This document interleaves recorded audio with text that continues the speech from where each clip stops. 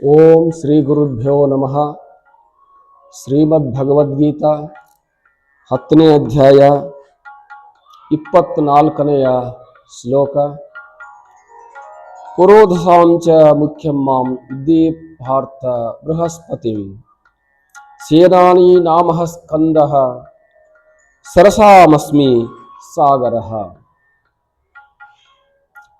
ಪುರೋಧಸಾಂಚ ಮುಖ್ಯಂ ಮಾಂ ವಿದ್ಧಿ. ಹೇ ಅರ್ಜುನ, ಪುರೋಹಿತರಲ್ಲಿ ನನ್ನನ್ನ ಬೃಹಸ್ಪತಿ ಅಂತ ತಿಳಿದುಕೋ. ಸೇನಾನೀನಾಂ ಅಹಂ ಸ್ಕಂದಃ. ಸೇನಾನಿಗಳಲ್ಲಿ ನನ್ನನ್ನ ಕಾರ್ತಿಕೇಯ ಅಂತ ತಿಳಿದುಕೋ. ಸರಸಾಮಸ್ಮಿ ಸಾಗರಃ. ಅಹಂ ಸರಸಾಮಸ್ಮಿ ಸಾಗರಃ ವಿದ್ಧಿ.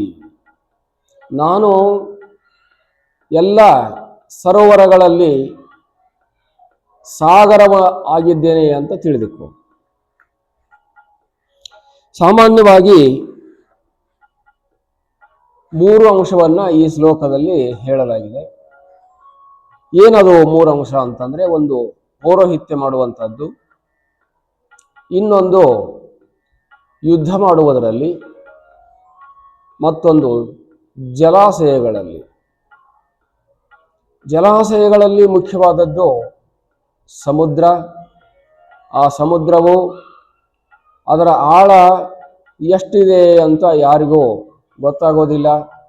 ಆ ಸಮುದ್ರದಲ್ಲಿ ನೀರು ಎಷ್ಟಿದೆ, ಎಷ್ಟು ಅಗಲವಾಗಿದೆ, ಎಷ್ಟು ಉದ್ದಿದೆ ಅಂತ ಹೇಳುವುದು ಕ್ಲಿಷ್ಟಕರವಾದಂಥ ವಿಚಾರ. ಹಾಗಾಗಿ ಸಮುದ್ರದ ಆಳ ಹೇಗೆ ತಿಳಿಯಲು ಅಸಾಧ್ಯವಾಗಿರತಕ್ಕಂಥ ಸಾಗರವು ನಾನಾಗಿದ್ದೇನೆ. ಆದ್ದರಿಂದ ನನ್ನನ್ನ ಸಾಗರ, ಸಮುದ್ರ ಅಂತ ತಿಳ್ಕೋ. ವಿದ್ಧಿ ಪಾರ್ಥ. ಪಾರ್ಥ ಅಂದ್ರೆ ಅರ್ಜುನನೇ, ವಿದ್ಯೆ ಅಂದ್ರೆ ತಿಳಿದುಕೋ. ಮತ್ತು ಇನ್ನು 2 ವಿಷಯ ಅಂತಂದ್ರೆ, ಸೇನಾನಿ ಅಂತಂದ್ರೆ ಇದು ಅತ್ಯಂತ ಹಿರಿಯದಾಗಿರ್ತಕ್ಕಂಥ ಪಾತ್ರವನ್ನು ವಹಿಸುವುದು. ಸೇನಾನಿ ಅಂತಂದ್ರೆ ಎಲ್ಲ ಸೇನೆಗಳಿಗೆ ಒಡೆಯನಾಗಿರುವಂತ ಲೀಡರ್ಶಿಪ್ ತಗೊಂಡಿರ್ತಕ್ಕಂಥ ವ್ಯಕ್ತಿ, ಅದು ಸೇನಾನಿ. ಅದನ್ನ ಕಾರ್ತಿಕೇಯ ಹೊತ್ತುಕೊಂಡಿದ್ದ. ಆದ್ದರಿಂದ ನನ್ನನ್ನ ಕಾರ್ತಿಕೇಯನೆಂದು ತಿಳಿದುಕೋ, ಸನ್ಮುಖನೆಂದು ತಿಳಿದುಕೋ. ಕಾರಣ ಅಂತಂದ್ರೆ, ವೈರಿಗಳನ್ನ ಸದೆಬಡಿಯುವುದರಲ್ಲಿ ಮುಖ್ಯ ಪಾತ್ರ ಇರುವುದು ಸೇನಾನಿಗಳದು. ಸೇನಾನಿ ಸದೃಢವಾಗಿದ್ದ, ಸಶಕ್ತವಾಗಿದ್ದ, ಸಮ್ಯಜ್ಞಾನಿಯಾಗಿದ್ದ ಅಂತಾದರೆ ಎಲ್ಲವನ್ನು ಆತನು ಗೆಲ್ಲಬಲ್ಲ. ಆದ್ದರಿಂದ ಸೇನಾನಿಯಾಗಿರ್ತಕ್ಕಂಥ ಕಾರ್ತಿಕೇಯನಿಗೆ ಇದು ಸೇರಿರುವಂಥದ್ದು. ಅಂತ ಸೇನಾನಿ ನಾನು ಅಂತ ತಿಳಿದುಕೋ. ಇನ್ನು 3ನೇದಾಗಿರ್ತಕ್ಕಂಥ ಇನ್ನೊಂದು ವಿಚಾರ ಇಲ್ಲಿ,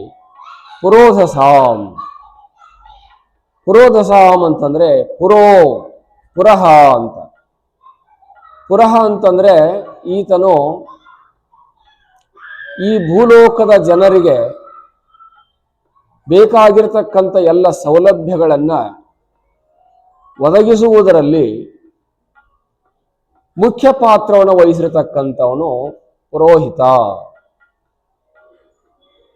ಹಿತಂ ಪುರಃ ಇಚ್ಛತಿ ಇತಿ ಪುರೋಹಿತ. ಹಿತಂ ಭವತಿ ಇತಿ ಪುರೋಹಿತ. ಎಲ್ಲರಿಗೂ ಕೂಡ ಹಿತವನ್ನ ಬಯಸ್ತಕ್ಕಂಥವನೇ ಪುರೋಹಿತ ಅಂತ. ಭೂಲೋಕದ ಜನರನ್ನ ಬ್ರಹ್ಮಲೋಕದವರೆಗೆ ಕರೆದುಕೊಂಡು ಹೋಗುವುದಕ್ಕೆ ಮಧ್ಯಂತರ ಪಾತ್ರವನ್ನು ವಹಿಸಿರ್ತಕ್ಕಂಥವನು ಪುರೋಹಿತ. ಪುರೋಹಿತ ಅಂತಂದ್ರೆ ಸುಮ್ಮನೆ ಪೂಜೆ ಮಾಡಿಕೊಂಡು ಸಾಮಗ್ರಿಗಳನ್ನು ಎತ್ತಿಕೊಂಡು ಮನೆಗೆ ಹೋಗಿ ಜೀವನ ಮಾಡೋದು ಪೌರೋಹಿತ್ಯವಲ್ಲ. ಪುರೋಹಿತ ಅಂತಂದ್ರೆ ಮನುಷ್ಯರಿಗೂ ದೇವತೆಗಳಿಗೂ ಸಂಬಂಧವನ್ನು ಉಂಟು ಮಾಡುವವನು ಪುರೋಹಿತ. ಭೂಲೋಕದ ಜನರ ಎಲ್ಲ ಬೇಡಿಕೆಗಳನ್ನು ಪೂರೈಸುವುದರಲ್ಲಿ ಮುಖ್ಯ ಪಾತ್ರ ವಹಿಸಿರುವವನು ಪುರೋಹಿತ. ಭವದ ವಾತಾವರಣದಲ್ಲಿ, ಭಯದ ವಾತಾವರಣದಲ್ಲಿ ಇರುವವರನ್ನ ನಿರ್ಭಯ ವಾತಾವರಣಕ್ಕೆ ತಗೊಂಡು ಹೋಗುವವನು ಪುರೋಹಿತ. ಅಮೂರ್ತ ವಸ್ತುವಿನಿಂದ ಮೂರ್ತ ವಸ್ತುವಿನಿಂದ ಅಮೂರ್ತ ವಸ್ತುವಿಗೆ ತಗೊಂಡು ಹೋಗುವವನು ಪುರೋಹಿತ. ಭವಿಯನ್ನ ಭಗವಂತನನ್ನಾಗಿ ಮಾಡುವುದಕ್ಕೆ ಸಹಾಯ ಮಾಡುವವನು ಪುರೋಹಿತ. ಅಜ್ಞಾನಿಯನ್ನ ಸುಜ್ಞಾನಿಯನ್ನಾಗಿ ಮಾಡುವವನು ಪುರೋಹಿತ. ದುಃಖಿಯನ್ನ ಸುಖಿಯನ್ನಾಗಿ ಮಾಡುವವನು ಪುರೋಹಿತ. ಹೀಗೆ ಬೃಹಸ್ಪತಿ ಮಾಡಿರ್ತಕ್ಕಂಥವನು. ಹಾಗಾಗಿ ನಾನು ಬೃಹಸ್ಪತಿಯಾಗಿದ್ದೇನೆ. ಎಲ್ಲ ದೇವತೆಗಳ ಗುರು ಬೃಹಸ್ಪತಿ. ಆದ್ದರಿಂದ ನಾನು ಬೃಹಸ್ಪತಿಯಾಗಿ ಕೆಲಸವನ್ನು ಮಾಡ್ತೇನೆ. ಹಾಗೆ ನನ್ನನ್ನು ತಿಳ್ಕೋ ಅಂತ ಇಲ್ಲಿ ಹೇಳಿರುವಂಥದ್ದು. ಹರಿ ಓಂ ತತ್ಸತ್.